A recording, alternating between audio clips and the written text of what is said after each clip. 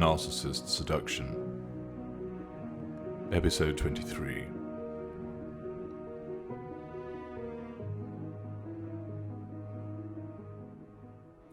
You are looking well, mate. Got a tapeworm, have we? Ha ha. Very funny, replied Wynne. He reached for his drink as Stephen poured his own into his mouth, and then placed his bottle down, making a noise of contentment. So, what's all this down to, then? Asked Stephen. Decided I need to lose a bit of weight, so I've just made a few lifestyle tweaks, you know. Such as? I cut out alcohol, wheat and caffeine for 30 days. I combined that with some attendances at the gym and it's fallen off me. I'll say. What caused that, then? Well, Ashley encouraged me. Oh, yes. She just said that she loved me the way that I am, or rather was, but she was worried about my health and that encouraged me to lose some weight. Good for you. So how's it going with her then? The end of November neared, and following Ashley's return from Mexico, they had resumed their affair. As ever, she would contact him first thing in the morning, and they would talk over the telephone before she would reach work. He was often already at his office, but he always enjoyed their conversation. Throughout the day, she would repeatedly text, and a couple of times a week they would meet for lunch. He had taken to picking her up from her office and buying some lunch for her. He would then drive them down to the riverside, and they would sit in an often near-empty car park and eat. This also allowed them more time to be intimate with one another, contrasting with sitting in a pub or cafe. He would try and help her out by running the occasional errand for her when she asked. She would often ask him to pick up some of her painkillers for her, since she didn't like Peter to know that she was buying them. He was content to help, since anything that he did that met with her approval was a further nail in the coffin of Peter's relationship with her. Ashley was delighted when he produced a bag with some lunch for her, and she had smiled as she went through the contents, remarking that he had selected all of her favourites. Beaming, she had turned to him in the passenger seat of his car and remarked, "You really do listen to me, don't you? You're the first one who has." Wynne had merely smiled in return. It was hardly earth-shattering action on his part, but for this poor, broken woman, it was the little gestures, such as this, that really made her face light up. Most evenings they would meet at his house and make love. She was always energetic and enthusiastic, combining her physical attention of him with saying how safe she felt next to him. Often she remarked that she wished there was just the two of them, and that she had finally met her soulmate. Once she had left, they would talk again on the telephone as she drove back to her village. She had now begun to involve her daughter in the conversations. Wynne was initially wary of this, fearing that Amelia may mention something of the frequency of their conversations to her father. If she had, nothing seemed to have come of it, as Ashley never raised the issue further. Wynne was sure she would have done if Peter had known about it, since she was always quick to tell him if Peter had done something wrong. In fact, it was unusual for a day to pass without her commenting on Peter's foul mood, short temper, or reluctance to help her with the children. "It's all good," said Wynne to Stephen, replacing his glass on the table. It was evening, and Stephen and he were in their dinner jackets, ready to attend a function at one of the city's grander hotels. He had dashed back to his house earlier in order to ensure that he could see Ashley. She was already waiting in his house, lying sprawled on the bed, naked and with a hungry glint in her eye. Wynne had organised a spare key for her a couple of weeks earlier. He gave it to Ashley, saying that if she ever needed a bolt hole to have some time to herself, she could always go to his house, even if he wasn't there. He explained that he knew at times she was always surrounded by people, by situations, and that she often felt like running away. Well, his house was her place to run to. She had taken the key and showered him with compliments at his thoughtfulness. She had never been to the house when he was not there, or at least not that he had noticed. Instead, Ashley used it to let herself in, ready for their love-making. That evening, although he was short on time, needing to meet Stephen in the bar at 7 p.m, she had insisted on making love twice, but he had hurriedly showered and dressed. Ashley had stood watching him, sat on the end of the bed, as he buttoned up his dress shirt and then tied his bow tie. She had stood and straightened it, but with a downcast expression on her face. "What's the matter?" he'd asked. "Don't you approve of my outfit?" "Oh, it's not that. You look lovely," she had replied. "What is it, then?" "It's just, you're going out boozing with the lads. It's the old ways again, isn't it?" she had commented. "Old ways? What do you mean?" "Well, when we were at Novobank together, you were always one of the lads out supping and, womanizing." "Seriously, as I've said before, that was an exaggerated version of who I am. I'm not sure where that came from, but it wasn't true and certainly isn't now." "Well, promise me you'll not have more than 4 glasses of wine. I'll feel better then, and you have done well losing the weight," she'd requested. "4 it is," he'd agreed, and his compliance caused her to smile and kiss him firmly. That had been just over half an hour ago, and now he was sat with Stephen, the taste of her mouth still on his lips, and the image of her riding him fresh in his memory, as he reached for his second bottle of lager. Ashley hadn't said anything about restricting his lager intake, had she? "Yep, it's all good," repeated Wynne with a nod. "Is he still being a twat?" asked Stephen. "Peter?" "Yes, nothing changes there, it would seem. She sent me a text last Sunday evening. I couldn't believe it." "What did it say?" asked Stephen. Wynne rummaged in his jacket and produced his phone. He scrolled through the many messages from Ashley. He kept them all, as he often reread them when he lay on his bed alone, thinking of her. He found the correct one and handed his phone to his friend. Stephen read the content of the text message aloud. "You nearly had me and the children on your doorstep today. He threatened to break Amelia's leg and said Christopher should be dosed with a sedative to stop him crying." "Astonishing, isn't it?" asked Wynne, as Stephen handed the phone back. "Jesus, what a nasty sod he is."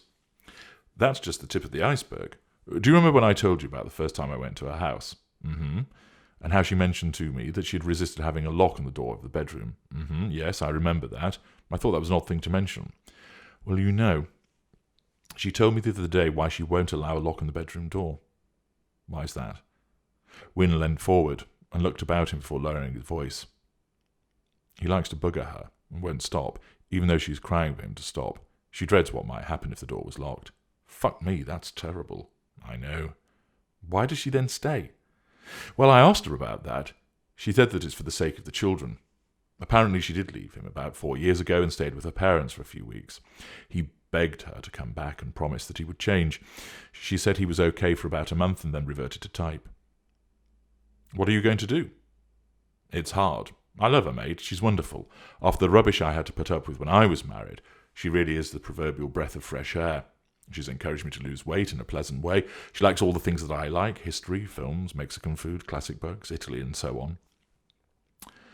We differ on music, but we're introducing one another to our own styles there as well. I know they say that when you refer to your other half, you really mean your likeness.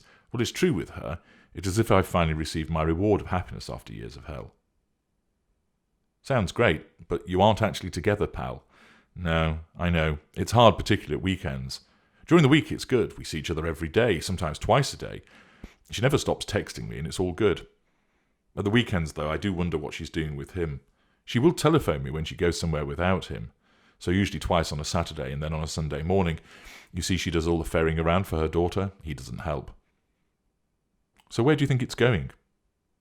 "To tell you the truth, I've no idea. I love her. She loves me. She's desperately unhappy. But I have it great, don't I?" "In what way?"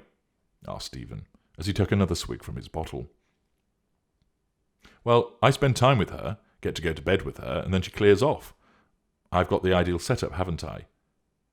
But it would be good to have her stay over and hold her as she slept, or to go out for the day and not be concerned that we might get spotted. I mean, I've taken a couple of Fridays off, since she doesn't work on a Friday.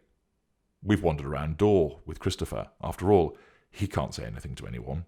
It's like we're a couple, except we can't show any affection when we're walking around the shops, just in case someone spots us." "She goes around Door with you? That's on her doorstep. Sounds to me like she wants to get spotted."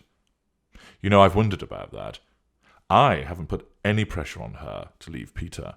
After all, it's still early in our relationship, even though we've spent a lot of time together. I was a little taken aback when she said so soon that she loved me, but she explained that she'd done so for years, just from afar. I mean, we have known one another long enough, haven't we?" I guess so." So, I haven't asked her to leave or even said as such. It's her that talks about being away from him. She even asked me to find her a divorce lawyer, as she wanted to be divorced by Christmas. Sounds to me then like she's got her mind made up.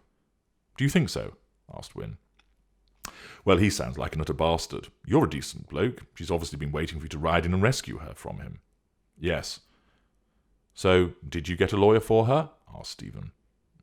I didn't. I was rather stunned when she mentioned it the first time. I thought it was more just an expression of how she was feeling rather than a decision. I think I gauged that correctly, actually, as she hasn't mentioned it again. How are you going to play it, then? I'm just going to keep going the way we are. I'm under no illusion about our relationship. That's amazing, and we're totally into one another. She said we're soulmates. Ah, how romantic, mocked Stephen. Wynne ignored the comment. Yes, but she had an affair for, what was it, 8 or so years? We've been seeing her for, just over 2 months? This could go on for quite some time. Maybe she sees it differently with you. Maybe she has had to endure his behaviour for too long, suggested Stephen. You might be right. Anyway, she isn't going to do anything this year, not with Christmas on the horizon. She won't want to cause any drama before then, for the sake of her children. Yes, I dare say you're right about that. It will be best to leave it to the new year. Mind you, I still wonder if she's trying to get caught, and have him make the decision for her. The thought has crossed my mind. I honestly don't know how she puts up with it. She says that their lifestyle is a form of compensation.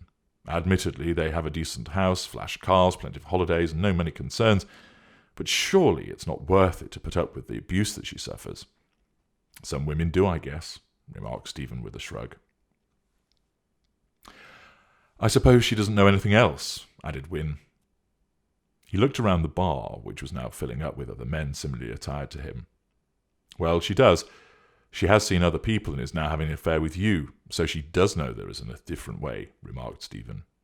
Yes, I mean, I'm a good man, and I do my level best to look after her. I take her to lunch. I leave her a daily voicemail, something jokey or romantic to give her a lift first thing. I've run errands for her, topping her phone up, that kind of thing. Ha, she's got you where she wants you, mate, laughed Stephen. Hey, I don't mind. It's a pleasure to do it for someone who appreciates me. And the fact that she's a good shag has nothing to do with it. Well, I won't deny that she's pretty wild in the sack. She looks the type. She says she doesn't feel it with him, never has done. She told me that she has never fancied him. She tells me that she can't resist me and has to have me often. I didn't realise she wears glasses. Piss off, I'm serious. I mean, I do think she's a bit over the top with some of her remarks at times, but I'm not complaining. How do you mean over the top? Asked Stephen. Well, when we're in bed, she says it just doesn't stop. What doesn't stop? Her orgasm. Stephen let out a loud laugh, causing 3 men on the adjoining table to turn towards him. Wynne grinned. I know, I almost laughed when she told me. Well, I never realised I was sat in the presence of the god of love. Anything else you want to tell me? Well, I'm usually left with bruises here and here, explained Wynne, touching the area beneath his left and right shoulders. Stephen gave him a quizzical look. She grips onto me so tightly, she leaves me bruised. When I pointed this out to her, she said she wants to meld into me, become part of me, because she doesn't know where I begin and where she ends. That's a bit strong, said Stephen. I thought it was a bit off the wall, although it is sweet in a way. Sure, if you like sporting bruises after a shag with someone who thinks they are Terminator 2. Can she turn her hand into a blade? Wynne laughed. Well, I'm pleased for you, mate, I have to say. I haven't seen you looking as happy as this for quite a while. Does she know that I know about you? Wynne shook his head. No. That's the other thing. I have told friends who aren't in the area, but it's a no-go for anybody in the city. She fears it may lead back to him. It's annoying because I'm so pleased. I'd like to tell people in a way I feel a bit bad for not doing so, but I don't want to cause her any trouble. Stephen arched an eyebrow at this comment. All right, no more trouble than necessary, conceded Wynne. Well, I hope it all works out. You deserve to be happy. Cheers, mate. When it all sorts out, you'll have to come to ours for dinner. And that would be great. I really miss doing things like that. I know it's a bit soft, but I imagine scenarios for her and me, just doing good things together, going to the cinema or going to a dinner party. Why shouldn't you? Said Stephen. It'll happen eventually. Indeed. She has been to a few things with him, and that's when it gets to me. It should be with me, not him. He doesn't appreciate her. She rang me the morning after bonfire night when she's walking down to the church. Of course he won't attend, says he's not interested, so she has to go on her own. I'd happily accompany her. Didn't have you down as the religious type. Oh, I believe you have to when you support my football team. It's doing that type of thing together that I've missed, and she clearly doesn't get that from him. When she rang, she said they'd been at a bonfire party the night before. She explained she was stood with the other women, I think mainly some of the mums from Amelia's school, and he was glaring at her because she was drinking. Why? Asked Stephen. Apparently she can't control herself when she drinks and spends all her time flirting with men. Well, that's what he says she does. And does she? Asked Stephen, as he waved to a member of the bar staff to bring them more drinks. I don't know, but she says not. Besides, everyone there was married, so it's not like it's going to go down very well if she was behaving like that. True. She always manages to send me a text, though, when she has to go to things with him, and says how much she wishes I was there. It's a double-edged sword. It's lovely to get the message, but it just reinforces the fact that he's there with her and not me. That'll change one day. I hope so. Her friend organised a dinner party for her a week or so ago. It was a belated celebration of her 40th birthday, and Ashley rang me from the toilet. She was whispering how much she loved me, and how she was pleased she had been seated away from Peter so she could enjoy herself. Well, if you want my opinion, it's going in one direction, matey, said Stephen. Yes, seems like the tide is with me, just a case of being patient. There's no need for me to press her. In fact, not only do I not want to, I'm conscious that if I did, that'll be the wrong thing to do. Why? Asked Stephen. The waitress set down 2 more drinks for them. Well, one of the chaps that she had an affair with, he's called Aaron, pressured her to leave Peter, and she ended things with Aaron. That was the 8-year one. I don't want to ball things up by pushing her into making a move. She has to make the decision herself. Seems fair enough to me. What if she doesn't, though? What if she's happy to keep the trappings of a kept wife and have you on the side? She's hardly kept, is she? She earns decent money herself. Not as much as him. True, but not kept. Well, I'll deal with that eventuality if it comes about. For now, I'm enjoying it, and I don't have the downsides that come with a relationship. Sounds like you've got it made. Nothing to stop you keeping your hand in with others as well either, though, is there? Oh, I'm not interested in that, said Wynne before he sipped his second drink. Why? Do you think she doesn't sleep with him? I don't like to think about that. She says she doesn't. Come on, she's bound to say that. She'll be doing so, otherwise he'll become suspicious. True, they've been together for a long time, so it might only be a fortnightly bunk-up on a Saturday morning, but they will still do so. He is a man after all. To be honest, said Wynne, I blot it from my mind. Hey, I bet it's gone the other way, actually. What do you mean? Asked Wynne. Sounds to me like she's a highly sexed woman. Well, some people, when they're getting it elsewhere and enjoying the thrill of an affair, find it reignites their domestic sex life. They might be swinging from the chandeliers, teased Stephen. Somehow, I doubt it. He's hardly there. He invariably works late, you see. You keep telling yourself that, pal. No, it's true. When he's not there, I know because she either texts me a lot or rings me. Okay. See? All right. No need to get your bow tie in a twist, joked Stephen. I'm not. Still, you could biff someone else. It's not like you have to be faithful to her. Actually, I do, and that's how I want it to be. I love her, and I don't want anyone else. Oh, how lovely, mocked Stephen. You're only envious. Oh, yes, absolutely. Here's Lewis and Henderson. You'd better get the girl back for drinks for them, suggested Wynne, as 2 of his former colleagues entered the bar and raised a hand in acknowledgement. Fair enough, said Stephen. Time to get pissed, I think. I'll drink to that, said Wynne, and raised his bottle before taking a large swig from it. He felt a vibration in his chest, and opening his jacket could see the warm golden light. As Stephen greeted the 2 new arrivals, he looked at the message from Ashley. I love you. Please say, we will be together. Kiss, kiss, kiss. He glanced at the 3 men, but they were paying him no attention. I love you too. Yes, we will be together. Kiss, kiss, kiss, he texted in response. He slipped the phone back into his jacket and turned to speak to Lewis and Henderson as he felt a second vibration. He retrieved the phone. Thank you. You have saved me.